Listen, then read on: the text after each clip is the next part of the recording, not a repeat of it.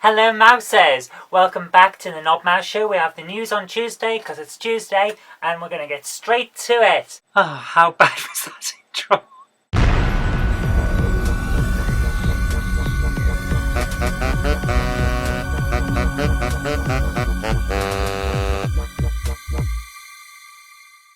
Okay, our first story is the ongoing saga with the Liberal Democrats and their sex abuse scandal, which apparently was covered up but may not have been, may just have been sort of pushed aside, which is kind of like covering up, but we can't say covering up because it's not been proved, that kind of thing. Anyway, Lord Reynard apparently has now got 10 people involved in this scandal, and allegations dating back to about 2003, so it's before the coalition, it's before the current leader of the Liberal Democrats, Nick Clegg, was in charge. But apparently he did know about it, and he was one of those that people were saying, oh, we really should do something about it. But that's all, apparently it's all alleged, nothing's been proved yet, so we can't say for certain what's been going on. Either way, Labour has managed to get its own way and has got a full independent inquiry into some of what's gone on. Basically, they're going to have an independent inquiry into what on earth they were thinking of when they dealt with this, and I've put dealt with this in quotation marks, in the past. In other words, why was this covered up? What's been going on? Why wasn't it sorted out sooner? But apparently one of the people that is alleging that Lord Reynard has done something wrong has now said that 9 other women are involved, so that brings the total up to 10, where it used to just be 3 or 4, so that's quite a leap.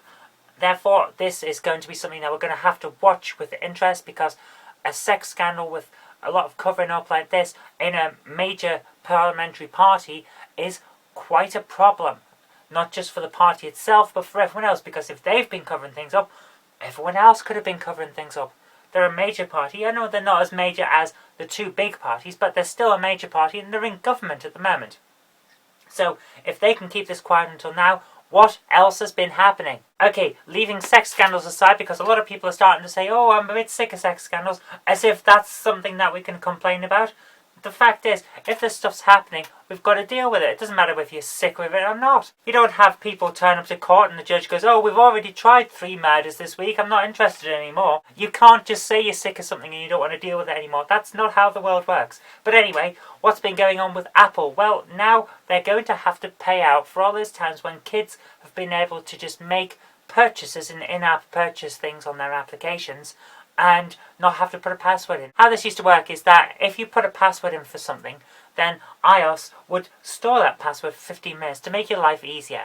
And then you could just make other purchases without having to type a password in again. So what's the problem there? Well, what about if you just made a purchase, such as you've downloaded a new application, and you've handed the device over to your child who has loaded up their favourite game. Now they can just make application purchases as if it's part of the game.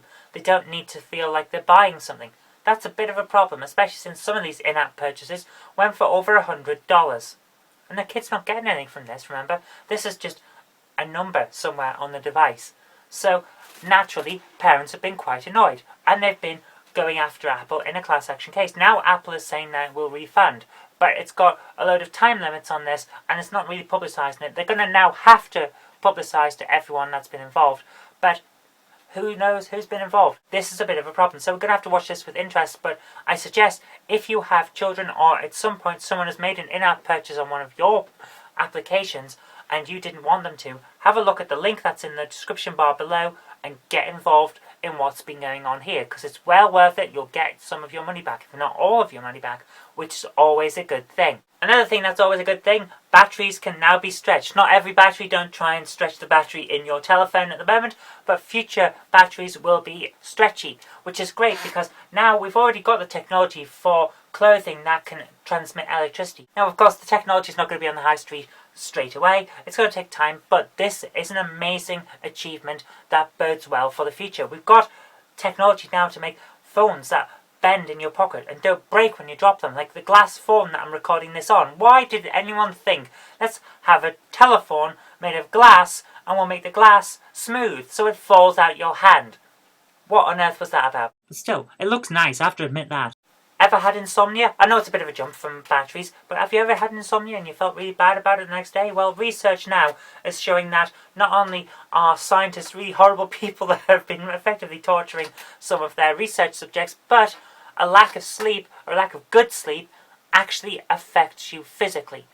700 genes can have their turn on and turn off codes affected by bad sleep, which means that you are actually damaging yourself when you don't get at least 6 hours a night. And that is amazing. It really fits into what we all know, because we've all had those days where you just think, oh, I feel so ill, I didn't get enough sleep, I feel rotten. And now you know why. It's because your genes weren't working properly, and I'm not going to make a clothing joke.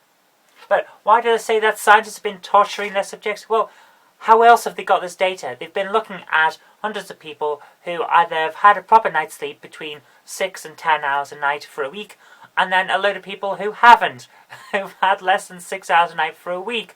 That is torture. That's what people do to break down suspects in spy films. They deprive you of sleep and they keep questioning you. Oh my goodness, I am so glad I wasn't part of this research.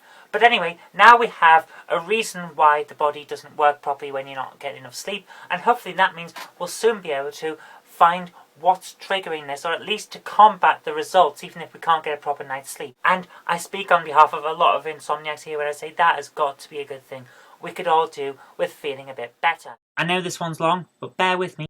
Okay, final one now. This is the big one. The 6 strikes and you're a bit screwed plan that's coming in for internet providers in America, where you'll be given a chance to redeem yourself if you're suspected, doesn't have to be proven, just suspected of downloading copyrighted material or transmitting material that you don't have authorization for. You'll get between 4 and 6 strikes, and then you'll either have your internet connection quashed for a while, or you'll have to go to some sort of online training thing before you can use the rest of the internet and things like that. Basically, to stop you from stealing all of this copyrighted material that everyone has been sharing willy-nilly for a very, very long time. Over a decade now. My goodness, I feel old. I have to say, I am in favour of better ways of combating piracy. But this is not a better way of combating piracy. I produce an awful lot of copyrighted material every day. I produce comics, writing, I put out podcasts, I put out these videos. They're all copyrighted, but I put them out for free so you can all enjoy them. But if I were charging for it and someone else decided, oh, I don't like the fact that she's charging for this stuff, I'm going to now distribute it for free, I might get a bit annoyed because that'll be my revenue. So I can understand why people want to protect their copyrighted materials. They want to make a living, they want to be able to put food on the table. That's fair enough. But to have this weird thing come in where people who are suspected of transmitting copyrighted material can have their internet access, which they are paying for, something that they are paying proper money for, they can have that restricted or suspended altogether. That's just not on. If you want to suspend someone's account and get in the way of their life, then you should have proof. And until you have proof, you should leave them alone. Bring evidence and then go after them. Not the other way around. That's just not right. Which is why I don't like this legislation. I like the idea of protecting people who try and make a living out of material that other people enjoy so much they want to share it. But at the same time, your rights don't go over their rights. You can't just run roughshod over it. And that's something that has been forgotten on this war against piracy. Okay, that's all I want to talk about today. So thank you very much for watching. If you did like this, remember to click the like button and share it with your friends so that they know what's been going on in the world as well.